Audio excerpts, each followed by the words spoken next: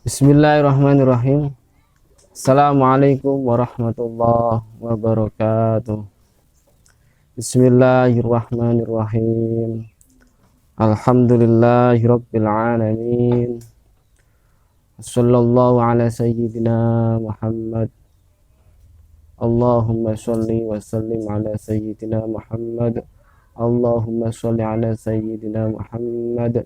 Tibbil qulubi wa tawaiha wa afiyatil abdani wa shifaiha wa nuril absari wa diyaiha wa quwwatil arwahi wa hidayah wa ala alihi wa sahbihi wa sallim. Allahumma razuqnal ikhlas fil niyati wal qaul wal amal. Amma ba'du. Pemirsa Kunci Lawang dimanapun Anda berada, lama nggak jumpa ya, karena ada banyak sesuatu yang harus dikerjakan di dunia nyata. Ini kita kembali lagi online ya, kembali lagi tayang di YouTube Kunci Lawang. Kali ini kita akan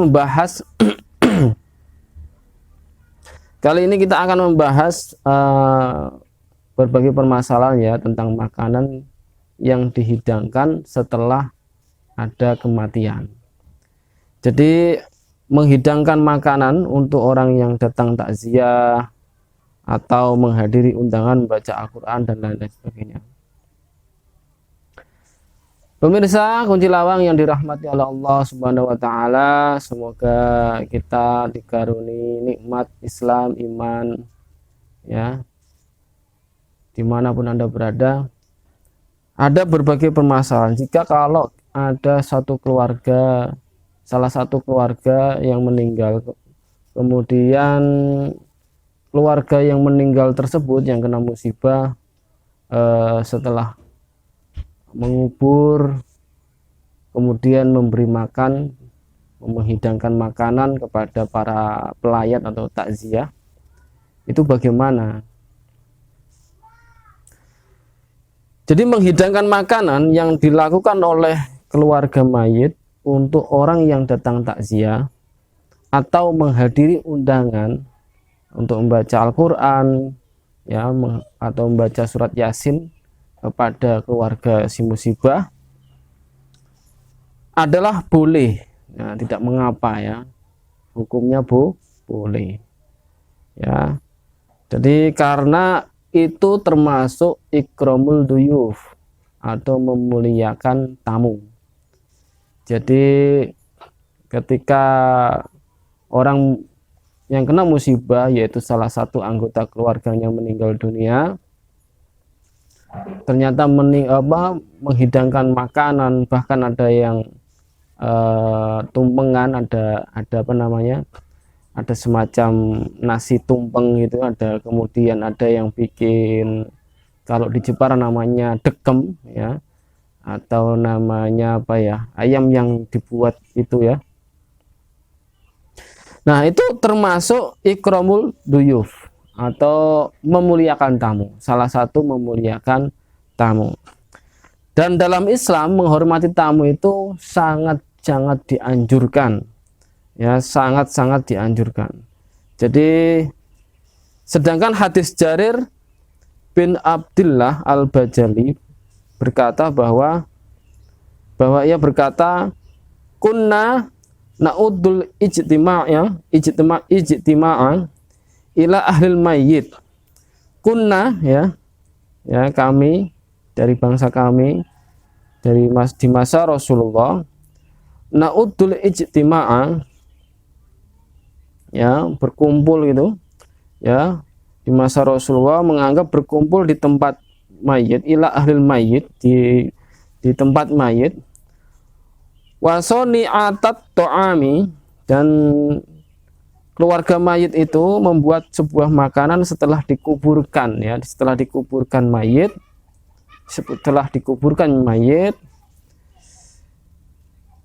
ba'da dafnihi ya, ba'da dafnihi, setelah dikuburkan, ba'da dafnihi, minan nihayah, itu bagian dari nihayah. Ini salah satu hadis yang diriwayatkan oleh hadis Jarir ibnu Abdullah al-Bajali. Nah, maksud yang nihaya adalah meratapi mayat yang dilarang oleh Islam. Artinya apa?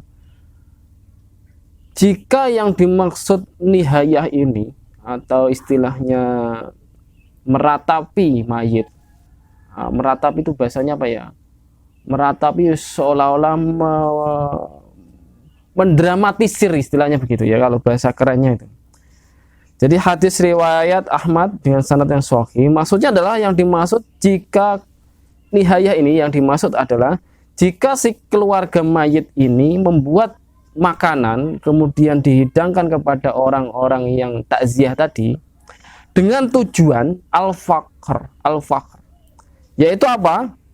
Untuk tujuan membanggakan diri atau mengaku-ngakukan diri, membanggakan diri supaya orang-orang tersebut yang dikasih makan, maksudnya ya, yang dikasih makan mengatakan bahwa si keluarga mayit ini adalah pemurah atau dermawan. Ini ya nggak boleh.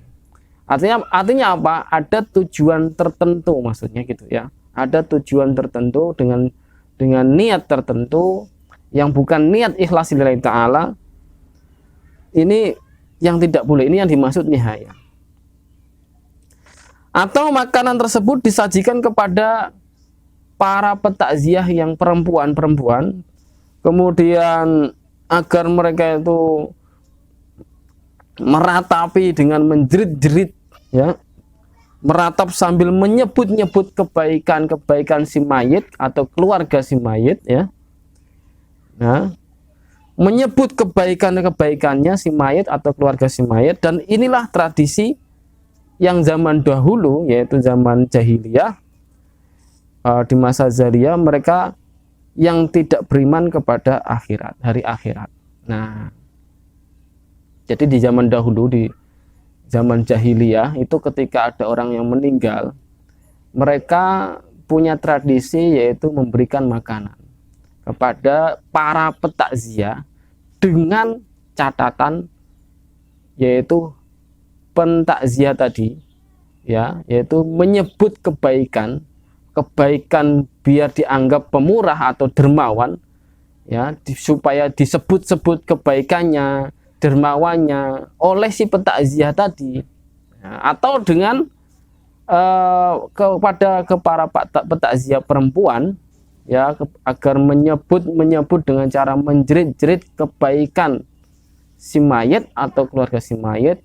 Untuk dengan cara apa seperti itu, dengan menyebut kebaikannya seperti itu. Jadi tujuannya adalah istilahnya membanggakan diri. Yang ini yang tidak boleh, karena mereka waktu itu adalah belum beriman kepada Allah Subhanahu wa Ta'ala.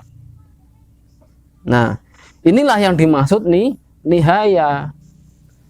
Nah, di masa setelah itu, tradisi itu yaitu memberikan makanan itu masih diperbolehkan Rasulullah asal tidak nihaya, ya, yaitu dengan catatan tidak nihaya, ya. Jadi kalau bahasa Arab nihaya, jadi tidak seperti itu, tidak membanggakan keluarga mayat atau si mayatnya.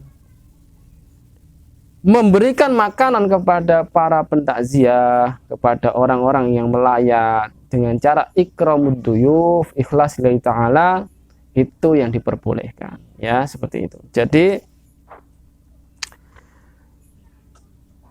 jika menyediakan makanan bukan tujuannya nihayat membanggakan diri, itu masih diperbolehkan, seperti itu, ya. Jadi itulah termasuk bentuk sedekah. Nah, sedekah niatnya harus ikhlas lillahi ta'ala. Kalau niatnya tidak ikhlas atau niatnya agar orang lain membanggakan diri terhadap keluarga atau yang memberikan makanan itu, nah itu namanya niat untuk dipuji. Nah, kalau sudah itu berarti yang dapat ya pujian itu. Nah, itulah yang disebut nihaya, yaitu membanggakan diri baik si mayit maupun keluarga mayit. Ya, termasuk bagi memberikan makanan kepada orang yang membacakan Al-Qur'an, ya, agar apa? Tidak membangga-banggakan diri. Jadi niatnya yang pertama harus ikhlas lillahi ta'ala, karena itu salah satu bentuk sedekah yang pertama. Yang kedua, salah satu bentuk ikramud duyuf, yaitu memuliakan tamu atau memuliakan para pentakziah, apalagi orang-orang yang mau mendoakan kepada si mayit, dan itu sangat bersyukur sekali. Nah, tradisi kita di Jawa, khususnya Jawa di Indonesia ya, khususnya Jawa, itu ada tradisi mitu 7 hari ya, 7 hari, kemudian 40 hari, ada 100 hari dan seterusnya. Itu juga mungkin hari yang ketiga dan ketujuh dikasih makanan. Nah, yang hari-hari pertama, hari kedua itu tidak ada. Hari keempat, 5, 6 tidak ada. Kemudian hari ketujuh baru ada. Mungkin makanan sedikit lah ya. Nah, tujuannya apa? Tujuannya ya satu, sedekah. Ya, seperti itu. Nah, kenapa kok tidak setiap hari? Nah, karena kita hidup bersosial atau bermasyarakat. Ada yang mampu, ada yang tidak mampu. Bersedekah itu boleh-boleh saja, tapi tidak harus dipaksakan. Ya, jadi memberi makanan juga boleh-boleh saja, tidak harus dipaksakan, yaitu harus dengan berhutang, kemudian memberikan makanan kepada para petakziah, itu juga ya terlalu dipaksakan. Oleh karena itu, kita lihat saja, kita sebagai pentakziah kita harus memaklumi, syukur-syukur kita malah bisa membantu, yaitu membantu para musibah, yaitu keluarga musibah, yaitu menyumbang dengan beras, uang, dan lain sebagainya untuk keperluan si keluarga mayit yang kena musibah. Jadi kalau ada seperti itu, tradisi seperti itu sangat baik, karena niatnya bukan nihaya, niatnya adalah sedekah dan ikramud duyuf. Jadi jangan dipaksakan. Kemudian ada 1 hari, 2 hari dengan cara tahlilan ya. Kalau bahasa Jawanya adalah ngajekake ya, memberikan doa kepada mayit ya, kepada mayit yang meninggal dunia, agar segala kesalahannya, dosa-dosanya diampuni oleh Allah Subhanahu wa taala. Jadi itu teman-teman, hari pertama biasanya tidak ada makanan, hari kedua tidak ada makanan, hari ketiga ada makanan. Nah, itu yang paling pas, tidak terlalu sering, artinya tidak tiap hari, dan itu bisa dilakukan oleh siapapun ya, baik yang mampu maupun tidak mampu. Kalau memang benar-benar tidak mampu, tidak masalah ya, tidak ada masalah. Kita harus memaklumi ya, karena ada orang yang mampu dan ada orang yang tidak mampu. Kalau ada orang yang mampu setiap hari mengadakan makanan, memberikan makanan, ya tidak masalah. Dan kita tidak boleh meniru seperti itu. Artinya apa? Artinya kalau ada itu dijadikan kebiasaan, nanti yang tidak mampu akan kasihan, karena dia harus menyediakan makanan tiap hari. Nah, makanya oleh karena itu yang punya, yang orang kaya yang kena musibah, ya harus memaklumi lah ya, sehari 2 hari nggak usah makanan, nggak apa-apa. Yang hari ketiga ngasih makanan, hari keempat, kelima nggak usah, hari 6 juga nggak usah, hari ketujuh baru ngasih sedekah, atau cara istilah bahasa Jawanya berkatan gitu ya. Berkatan juga nggak harus nasi, ada gula, kopi juga nggak masalah ya, atau hanya makanan ringan pun nggak masalah. Intinya apa? Kita guyub bareng ya, kita guyub bareng, saling menolong, saling memuliakan, saling menasihati ya. Jadi kalau yang tuan rumah atau musibah, sohibul bed atau keluarga musibah itu memuliakan tamu, kemudian kita sebagai tamu atau pentakziah juga harus husnudon ya, husnudon kepada keluarga musibah, baik si mayit maupun keluarganya. Apapun itu kita harus husnudon. Apalagi kita tidak boleh mengumbar kejelekan si mayit, ya, karena si mayit sudah tiada. Kalau kita mengumbar kejelekan si mayit, kita bersalah kepada si mayit. Nah, apalagi si mayit sudah tiada, kita nggak bisa minta maaf kepadanya. Nah, itu berdosa nanti, ya. Jadi kita harus biasakan husnudon, karena husnudon itu punya 2 pahala. Apabila husnudon kita itu salah, kita dapat pahala, ya, karena kita berpikir positif, nah, walaupun itu salah. Nah, kalau kita husnudon ternyata itu benar, itu juga pahalanya juga berlipat-lipat, ya. Jadi seperti itu keistimewaannya berhusnudon. Itu dulu teman-teman dari saya, dari Kunci Lawang, ya. Semoga bermanfaat kajian hari ini tentang makanan yang dihidangkan pada saat orang meninggal di keluarga musibah itu. Terima kasih. Wallahul muwaffiq ila aqwamit thoriq. Wassalamualaikum warahmatullahi wabarakatuh.